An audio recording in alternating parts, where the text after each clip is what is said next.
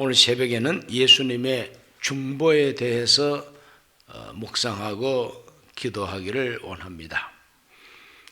고난주간에 우리가 깊이 묵상해야 할 여러 주제 가운데 예수님의 중보야말로 꼭 묵상하면서 또 한 번 새겨보고 기도해야 할 제목이 아닐 수가 없습니다.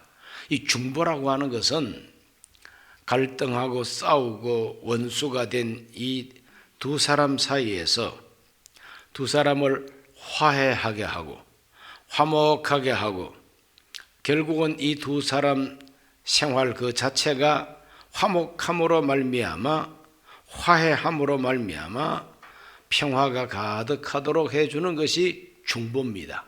그러므로 이 중보라고 하는 것은 참 위대한 일이죠. 또 중보자가 된다는 것은 정말 존경받을 만한 일입니다. 그래서 중보를 잘해서 두 사람 사이를 화평하게 하는 것은 정말 아무나 할 수 없는 위대한 리더십을 가지고 있는 사람이라 할 수가 있겠습니다. 너무나 귀한 일입니다. 사람과 사람 사이를 화해하고 화평케 하는 것 참 귀한 일인데, 하나님과 사람 사이를 화평하게 하고 중보한다고 하는 것은 이 세상의 사람으로서는 할 수 없는 일입니다. 그러니까 중보적 역할을 하는 구약 성경에 나오는 직분자, 하나님이 세우신 중보적 직분자가 누구냐? 제사장입니다. 선지자는 하나님께서 사람들에게 하고 싶은 말씀을 성령의 감동으로 그 마음을 감동해 가지고 하나님의 말씀을 대언하게 하는 그 직분은 선지자입니다. 제사장은 어떤 역할을 하느냐?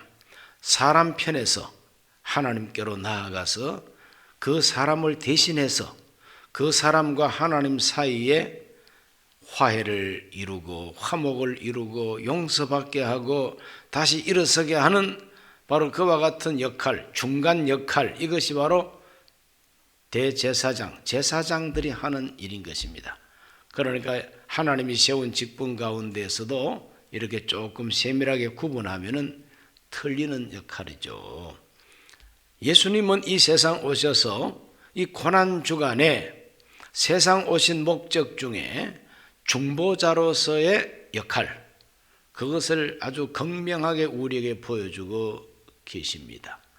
첫째로 보여주시는 장면은 베드로를 위한 중보입니다. 베드로를 위한 중보. 그러니 한 개인을 우리 예수님께서는 마음에 두시고 그 베드로를 위해서 중보하셨습니다. 베드로만을 위해서 중보하시는 분이 아니고 샘플처럼 베드로를 위해서 중보하신 그 중보를 통해서 우리 모두에게 너희들도 마찬가지입니다. 10손가락 깨물어서 아프지 않는 손가락 하나도 없어요. 그래서 우리 예수님은 베드로를 중보하듯이 저와 여러분 개인적으로 한 사람 한 사람을 위해서도 중보하신다는 걸 믿으시기를 바랍니다. 누가복음 22장 31절로 34절까지 읽습니다. 시몬아 시몬아 보라, 사탄이 너희를 밀가부르듯 하려고 요구하였으나 그러나 내가 너를 위하여 내 믿음이 떨어지지 않기를 기도하였노니 너는 돌이킨 후에 내 형제를 굳게 하라. 그가 말하되 주여 내가 주와 함께 오게도 죽는 데에도 가기를 각오하였나이다. 이르시되 베드로야 내가 너에게 말하노니 오늘 닭 울기 전에 네가 3번 나를 모른다고 부인하리라 하시니라. 그 최후의 만찬석에서 하신 말씀입니다. 최후의 만찬석에서 오늘 밤 너희들이 다 나를 버리고 떠날 것이다. 갑작스럽게 이렇게 말씀하시니 제자들은 눈이 휘둥그레집니다. 우리가 3년 동안 주님을 따르고 주님의 말씀을 순종하고 이렇게 하는데 우리가 어떻게 주님을 버리고 떠날 수가 있을까? 그때 베드로가 장담을 했죠. 주여, 다른 사람은 다 주님을 버릴지라도 나는 절대로 주님 안 버리겠습니다. 죽을지언정 주님을 버릴 수가 없다. 오늘 이 누가복음에서는 죽는데도 내가 참여할 것이다 이 말이죠. 정말 참 각오가 대단합니다. 이것이 바로 베드로의 각오입니다. 베드로의 각오. 죽는데도 가기를 각오하였나이다. 이 각오라고 하는 것은 굳게 결심하고 맹세하는 그 태도가 바로 각오입니다. 우리의 각오. 여러분 각오할 줄 알아야 됩니다. 그렇지 않습니까? 물에 물 탄 것처럼 흐리멍텅하게 이 바람이 불면 저리로 쏠리고 저 바람 불면 이리로 쏠리고 이제 그런 식으로 살아가는 줏대 없는 그런 인생은 가치가 없죠. 각오가 있어야 돼요. 이 베드로의 각오는 진실한 각오입니다. 이 거짓말 아니에요. 그냥 허풍 뜨는 것도 아닙니다. 베드로는 진실로 각오합니다. 주님이 가시는 곳이라면 어디든지 따라갑니다. 주와 함께 오게도 함께 갇힐 것이고 죽는데도 내가 함께 가기를 각오하였나이다. 그러나 우리 예수님은 우리 인간성이 얼마나 연약하다는 걸 다 아십니다. 우리 인간이 본질적으로 원죄에 사로잡혀 있다는 것을 주님은 다 알고 계십니다. 진실한 각오라 할지라도 정말 그 마음에 거짓없는 각오라 할지라도 그 각오대로 살 수 있는 힘이 우리 인간에게 부족하다는 걸 주님 알고 계십니다. 그래서 우리 예수님은 베드로에게 하신 말씀이 오늘 밤 닭 울기 전에 네가 나를 3번이나 부인할 것이다 그럽니다. 자, 베드로는 참 기가 막히죠. 죽을 것도 각오했는데 오늘 밤 닭 울기 전에 네가 나를 3번 부인하리라. 뭐 내일도 아니고 모레도 아니고 당장 오늘 밤에 네가 나를 부인하겠다고 말합니다. 그러면서 예수님께서 하신 말씀이 뭐냐? 시몬아 시몬아. 이 베드로의 집의 이름이 시몬입니다. 저는 시골에서 집에서 부르는 제 이름이 판수입니다. 판수야 판수야. 우리 형님은 나보다도 한술 더 떠서 만수입니다. 참 재밌게 이름을 지었어요.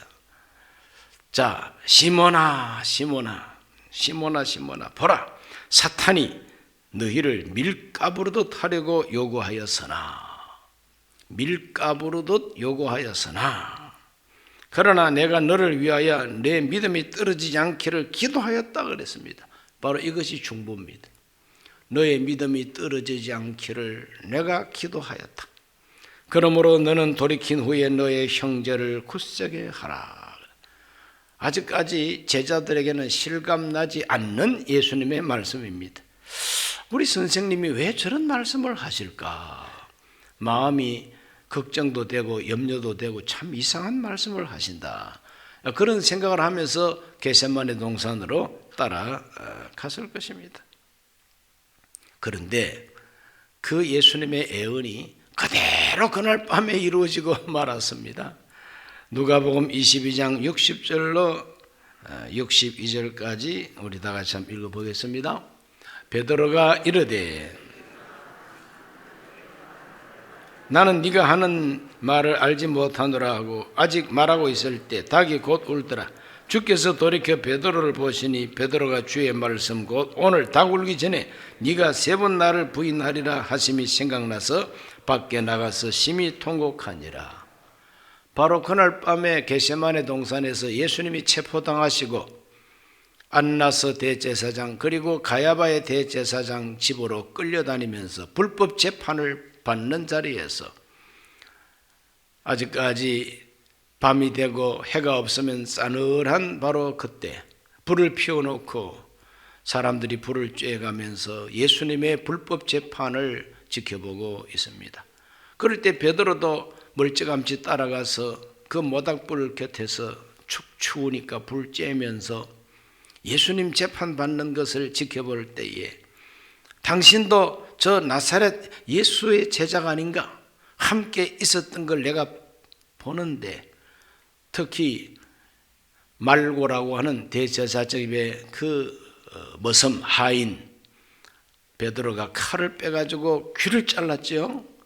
바로 그 말고라고 하는 그 사람의 친척되는 사람이 대제사장 집에 있다가 보고 당신 귀 자른 인간 아니야? 이런 식으로 나온 거죠. 그럴 때 베드로가 3번씩이나 나는 그분을 모른다고, 내 손에 장을 찢으라, 나는 모른다, 저주하면서까지 모른다고 그럽니다. 그럴 때 닭이 울었다는 거죠. 닭이 우는 소리를 듣자마자 바로 지난밤에 얼마 전에 예수님께서 네가 나를 3번 부인하리라, 그 말씀이 생각이 나는 거예요. 내가 정말 이렇게 허무하게 무너질 줄을 정말 몰랐네. 진정 난 몰랐네. 사나이 각오가 아무 맥도 못 추고 그냥 무너지고 마는 거예요. 모래를 가지고 성을 쌓았는데 파도가 철썩 한번 지나고 나니까 모래성이 어르르하고 그냥 흔적도 없이 무너진 것처럼 지난밤에 내가 죽을 것도 각오하였노라 했는데 나의 각오가 허물어져 버리는 거죠. 아무런 힘도 못 쓰는 것을 발견하고 베드로가 바깥으로 뛰쳐나가서 성경 표현대로 밖에 나가서 심히 통곡하니라. 이렇게 우리 인간은 연약합니다. 이번에 코로나 바이러스가 확 창궐하니까 우리 인간이 얼마나 연약한가를 바이러스가 다 증명해 보여주고 있어요.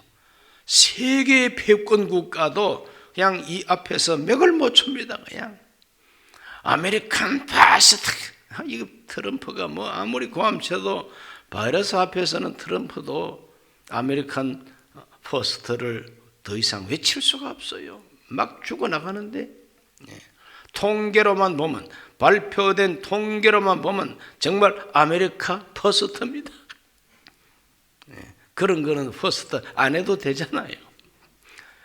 항공모함, 큰 핵추진 항공모함, 정말 거기에는 미사일로 무장하고 전투기로 무장하고 폭격기로 무장하고 떠다니는 한 나라예요. 떠다니는 한 나라입니다.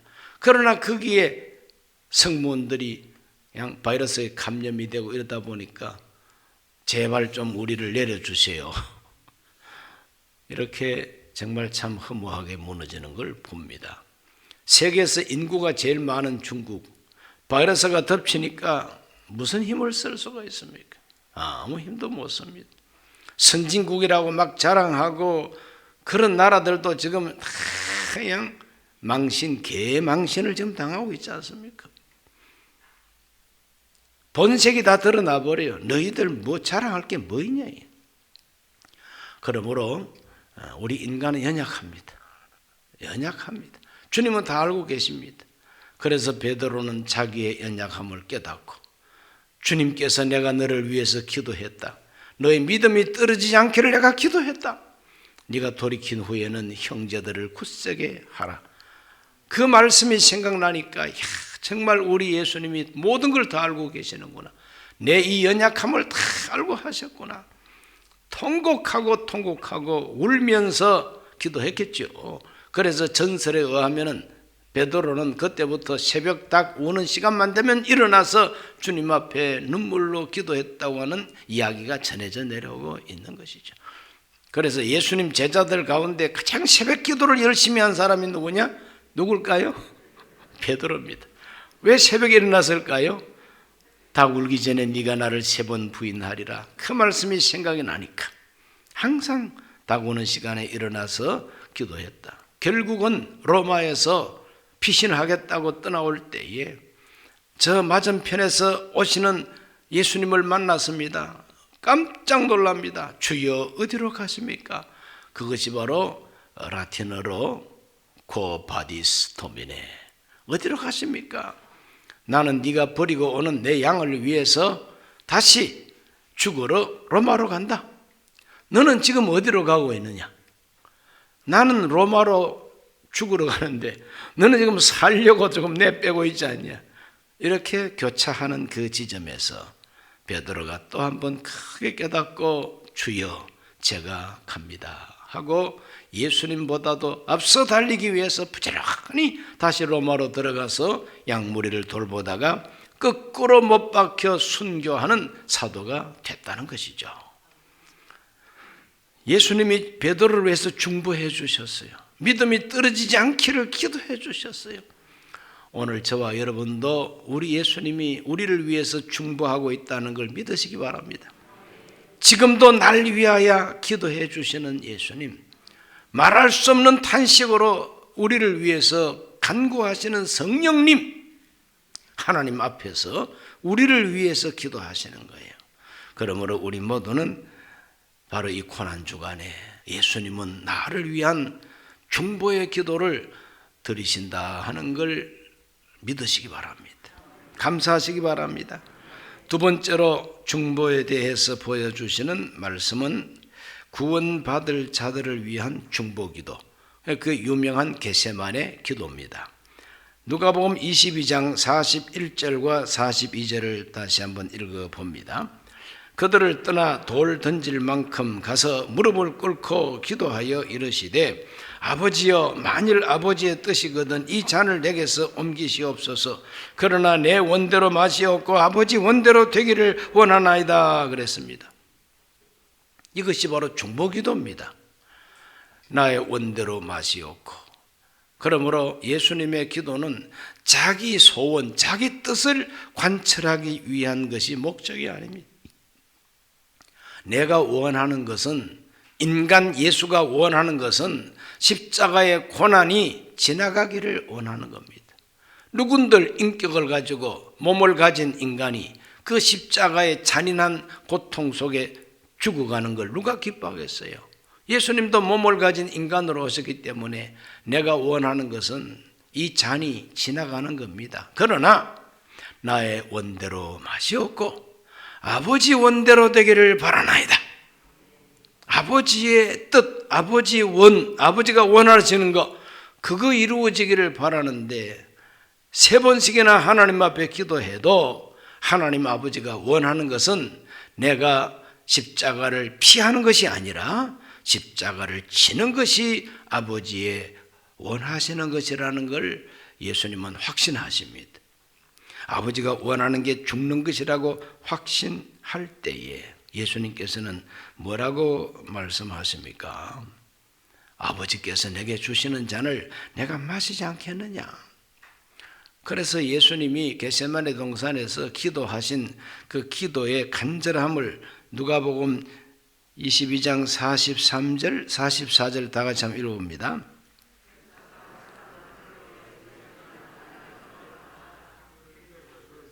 천사가 하늘로부터 예수께 나타나 힘을 더합니다. 예수께서 힘쓰고 애써 더욱 간절히 기도하시니 땀이 땅에 떨어지는 핏방울같이 되더라. 땀이 핏방울로 떨어질 만큼 간절히 기도합니다. 히브리서에서는 그걸 어떻게 표현합니까? 히브리서에서 표현하는 것은 그는 육체에 계실 때에 심한 통곡과 눈물로 소원과 간구를 하나님께 올리시고 응답을 받았다 그랬습니다. 육체에 계실 때 자기를 죽음에서 능히 구원하실 이에게 심한 통곡과 눈물로 하나님 앞에 뭘 올립니까? 간구와 소원을 올렸다 그랬어요. 예수님이 올리신 그 간구와 소원이 도대체 뭐냐? 그것은 바로 자기를 위한 것이 아니라 저와 여러분을 위해서 하나님, 내가 죽는 것이 아버지의 뜻이라고 한다면은 내가 죽으면 내 피로 말미암아 나를 믿는 모든 사람의 죄를 용서해 주시옵소서. 받아 마셔라. 너희를 위해서 흘리는 나의 피라 그랬지 않습니까? 자기 피를 쏟을 것을 아시는 예수님, 하나님이여, 내 피가 쏟아지면 이 피로 말미암아 믿는 자를 다 용서하시고 구원하여 주옵소서. 이것이 새 언약의 징표가 되게 하여 주옵소서. 그러니까 죄인들을 위해서 중보하시는 기도인 것입니다. 자기 피를 쏟고 그 피값으로 우리를 건져달라고 하는 중보기도인 것입니다. 그 기도를 드릴 때에 얼마나 간절했으면 이마에서 흐르는 땀이 핏방울이 될 만큼 간절히 기도하셨다는 거죠. 그러나 제자들은 그러한 중보자의 마음이 없으니까 졸며 잘 수밖에 없었어요. 뭔가 알지 못하면, 깨닫지 못하면 잘 수밖에 없어요.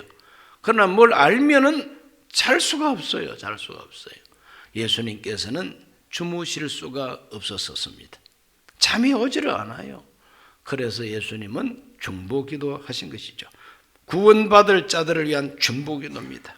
결국은 우리 예수님께서 요한복음 18장 11절에서 이런 말씀을 하십니다. 한번 읽어볼까요? 예수께서 베드로 들어 이르시되 칼을 칼집에 꽂으라. 아버지께서 주신 잔을 내가 마시지 않겠느냐 그랬어요. 아버지께서 내게 주시는 잔이라는 거예요. 내가 마시지 않겠냐? 마셔야 되겠다는 거예요. 그러므로 칼집에 칼을 꽂아라. 예수님 죽기까지 내가 주님을 따르겠습니다. 사나이 각오요.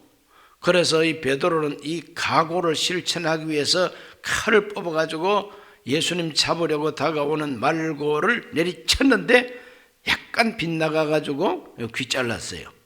만약에 빗나가지 않았더라면 이 머리가 반토막 났겠죠? 그러면 살인자가 되어버리잖아요. 우리 예수님은 베드로 사용하시려고 살인자가 되지 않게 하시고 귀만 자르게 하고 또 반창고를 바른 것도 아닌데 떨어진 귀를 붙여줬다 그래서 성경에. 그러니까 멀쩡하니까 분명히 뜨거 하고 잘라졌는데 나중에 만져보니까 귀가 붙어 있잖아요. 그러니까 베드로를 고발할 수도 없죠. 귀 붙어 있는데 그것이 예수님의 중보입니다. 책임져 주시는 거죠. 우리 예수님은 칼을 칼집에 꽂아라. 성질 부린다고 되는 게 아니라는 거예요. 그러므로 오늘날도 마찬가지입니다. 하나님이 파도를 일으키고 바람을 일으키고 하나님이 역사하면은 우리가 아무리 성질 내도 안 됩니다. 자, 이렇게 하나님이 나에게 주시는 잔을 내가 마시지 않겠느냐 이러면서 예수님은 피땀 흘려서 중보 기도를 올리셨습니다. 바로 그 덕분에 우리가 구원을 받게 되는 것이죠. 세 번째, 죽음으로 중보하신 예수님의 모습을 이제 성경을 통해서 발견합니다. 우리 예수님께서 아버지가 내게 주시는 잔을 내가 마시겠다고 하셨는데 그 잔이 어떤 잔이냐? 죽는 것이요. 십자가에 못 박혀 죽는 것이 아버지가 주시는 잔이요. 독배나 마찬가지죠. 너는 죽으라. 죽는 것이 내 뜻이라는 거예요. 죽으라. 그러니까 예수님은 죽을 수밖에 없었습니다. 그래서 십자가에 못 박혀서 모진 고통 속에서 죽어가는 시간에 가소로운 인간들이 예수님 밑에 모여가지고 뭐라고 조롱을 했는가? 누가복음 23장 35절로 37절을 다 같이 읽습니다. 그들에게 이르되 23장 35절로 37절 다 같이 읽습니다. 백성은 서서 구경하는데 관리들은 비웃어 이르되 저가 남을 구원하였으니 만일 하나님이 택하신 자 그리스도이면 자신도 구원할지어다 하고 군인들도 희롱하면서 나와 신포도를 주며 이르되 네가 만일 유대인의 왕이면 네가 너를 구원하라 하더라. 십자가에 못 박아놓고 막 죽어갑니다. 고통 속에 죽어갑니다. 그럴 때에 백성들은 구경꾼이 되어서 구경만 할 수밖에 없죠. 십자가에 못 박으라고 외쳤던 백성들 아닙니까? 자기들의 소원이 이루어진 거죠. 그리고 관리들은, 이 관리라고 하는 것은 바로 유대교 지도자들이요, 대제사장, 서기관들, 이런 사람들이 조롱합니다. 당신이 그리스도라면, 당신이 왕이라면 십자가에서 한번 내려와 봐.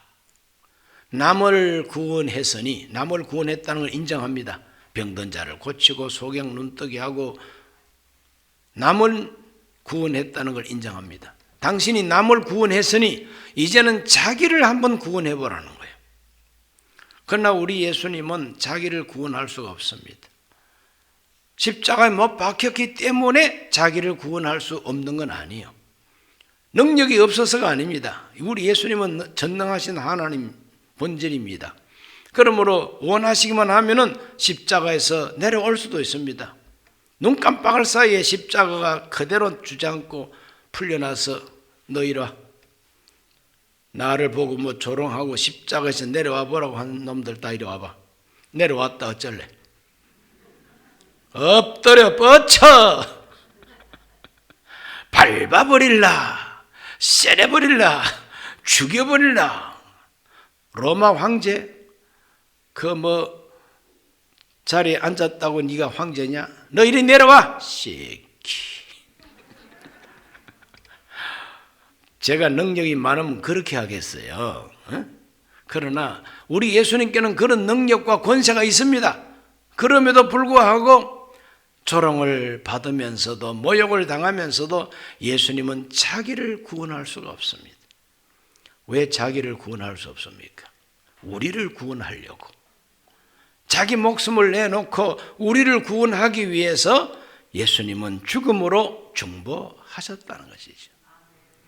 할렐루야. 큰 사랑입니다. 사랑 때문에 그랬지 뭐 다른 이유는 아무것도 없습니다. 그와 같은 그 구원, 자기 목숨을 대신 희생하는 바로 그 구원, 그 행위, 그걸 가리켜서 성경은 속량, 대속, 구속, 희생 이런 말로 표현을 합니다. 하나님과 인간 사이를 화목하게 하기 위하여 예수님은 자기를 제물로 하나님 앞에 드렸다는 것이죠. 이것이 우리 예수님이 죽음으로 중보하신 사랑입니다. 누가복음 23장 42절로 43절을 다 같이 봅니다. 예수여 당신의 나라에 임하실 때 나를 기억하소서 하니 예수께서 이르시되 내가 진실로 너에게 이르노니 오늘 네가 나와 함께 낙원에 있으리라. 강도라 할지라도 사형당하고 있는 강도라 할지라도 육체는 사형당하여 죽지만은 그 영혼은 오늘 나와 함께 낙원에 있으리라 그랬어요. 이것이 예수님의 중보입니다. 우리 예수님의 중보는 골로새서 1장 20절에 말씀하신 것처럼 그의 십자가의 피로 화평을 이루사 만물 곧 땅에 있는 것들이나 하늘에 있는 것들이 그로 말미암아 자기와 화목하게 되기를 기뻐하심이라. 십자가의 피로 하나님과 화목하게 되기를 기뻐하시고 그것 때문에 자기를 구원할 수가 없어요. 아무리 내려오라 그래도 내려갈 수가 없어요. 내가 이 자리에서 죄인들을 위해서 속량해야 되기 때문에 나의 달려갈 길을 끝까지 달려가야 하기 때문에 사람이 뭐라고 하든 아무 상관없고 하나님 앞에서 나는 사명을 감당해야 쓰겠다 이 말이에요. 이것이 기독교 정신입니다. 이것이 십자가 정신입니다. 이것이 중보자의 각오인 것입니다. 베드로의 각오는 모래성처럼 무너졌지만 예수님의 각오는 아버지가 내게 주신 잔을 내가 마시지 않겠느냐. 예수님의 각오는 그대로 하나님 앞에 드려지는 화목 제물이 되어가지고 회개하고 그리스도를 믿는 자마다 죄 사함 받고 영생을 얻게 됐습니다. 고난 주간에 우리가 꼭 깊이 생각하고 기도하고 감사해야 될 것은 예수님의 중보인 것입니다. 기도하겠습니다. 기도하고 감사한 예물을 준비하신 분들 하나님께 드리시기를 바랍니다. 존귀하신 아버지 하나님, 오늘 하나님 앞에 나와 예수님의 중보에 대해서 묵상하고 기도하는 우리 성도들에게 우리 예수님의 중보가 얼마나 소중하고 귀한가를 깨닫게 하여 주옵소서. 지금도 내 믿음 떨어지지 않기를 기도하시는 우리 예수님, 성령님, 그 중보 기도를 감사합니다. 땀이 피가 되도록 기도하셨던 우리 예수님의 겟세마네 동산의 중보 기도를 기억하게 하여 주시옵시고, 십자가에서 자기를 구원하실 수가 없었던 우리 예수님은 사랑 때문이었음을 알게 하여 주시고 그 덕분에 우리가 구원받게 되었음을 알게 하여 주옵소서. 감사하게 하여 주옵소서. 우리도 우리에게 주어지는 십자가를 그와 같은 각오로 짊어지고 주님 따라갈 수 있도록 은혜를 주옵소서. 예수님 이름으로 기도하옵나이다. 아멘.